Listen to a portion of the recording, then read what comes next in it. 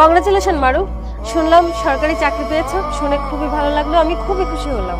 ও আচ্ছা, তাহলে তুইও জেনে গেছিস যে আমি সরকারি চাকরি পেয়েছি? তাহলে কি জানার পরে আমার এখানে চাকরি নিতে আসছিস? না না, এমন কিছুই না, আমার চাকরির প্রয়োজন নেই, আমি তো শুধু তোমাকে কংগ্রাচুলেশন জানানোর জন্য এসেছি। ও আচ্ছা আচ্ছা, বুঝতে পেরেছি। তার মানে তোর হাজবেন্ডের চাকরির জন্য আমার কাছে আসছিস, তাই না? এখন না আপাতত আমার কোনো পোস্ট ফাঁকা নেই যে তোর হাজবেন্ডকে চাকরি দেবো। ও, আমি তো ভুলেই গিয়েছি, আমার অফিসে একটা পিওনের চাকরি আছে, চাইলে তোর হাজবেন্ডকে দিয়ে দিতে পারি আমি। কি করাবি তোর হাজবেন্ডকে এই চাকরিটা? আর তোদের মতো লোকদের এইরকম চাকরি ছাড়া তো অন্য কোনো চাকরি হবেও না। আর ভেবেচিন্তে দেখ করাবি কিনা এই চাকরিটা, আর এই চাকরিটাই তোদের জন্য সুইটেবল। আচ্ছা, তোর গরিব হাজবেন্ড কি করে রে? তুই তো কখনো আমাকে তোর গরিব হাজবেন্ডের ছবিও দেখাসনি।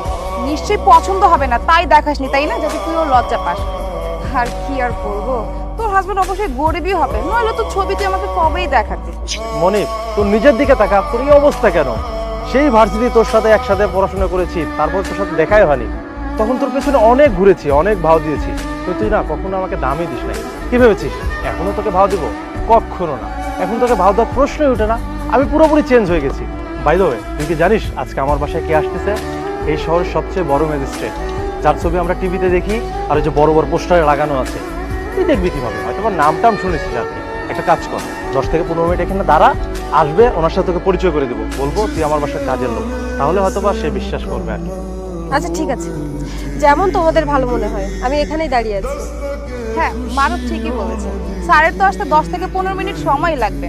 তো আমরা আর কি করবো, এখানে তো দাঁড়িয়েই থাকতে হবে, কারণ তোকে যে আমি আমার বাড়িতে নিয়ে যাব সেই যোগ্যতাটাও তোর নেই। কারণ আমরা তো অনেক কোটিপতি, আর আমার হাজবেন্ড হচ্ছে কোটিপতির একজন ছেলে। তো আগেও গরিব ছিলি, এখনো গরিবই আছিস। দাঁড়া, আমি একটা কাজ করি, আমার ফোনে আমার প্রপার্টিজের অনেক ছবি আছে, তোকে আমি দেখিয়ে দিই, তুই অনেক খুশি হবি। ওয়েট, এই দেখ, এটা হচ্ছে আমার বাড়ির সোফা প্লাস ডাইনিং টেবিল। এইটার দাম আছে 20 লক্ষ টাকা। এই দেখ, এটা শোকেসটা দেখতে পাচ্ছিস না, এই শোকেসের দাম 1 লক্ষ টাকা। এটা আমি আমার ড্রেসিং টেবিলের সামনে সাজিয়ে রাখি। আরো অনেক ফার্নিচার আছে রে, এগুলোর দাম আনুমানিক 30 থেকে 40 লক্ষ টাকা তো হবেই। আর দেখ, এই যে আমার গাড়িটা দেখতে পাচ্ছিস না, এটার দাম হচ্ছে 60 লক্ষ টাকা।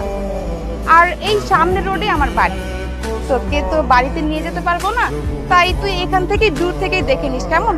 এই দেখ, তোকে আমি কত জিনিসের ছবি দেখিয়েছি, কিন্তু একটা জিনিস তো দেখাতে ভুলেই গিয়েছি।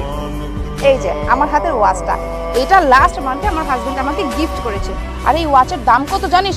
6 লক্ষ টাকা। এত দামি ওয়াচ তো তুই জীবনে চোখেও দেখছিস, আর হাতে পড়বি কোথা থেকে?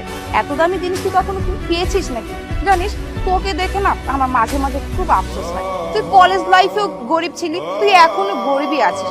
তুই যদি আমার মতো একটা বড়লোক ছেলে দেখে বিয়ে করতি না, তাহলে তুই আমার মতো লাক্সারি লাইফ লিভ করতে পারতি। কিন্তু তুই কি করছিস? একটা গরিব ছেলে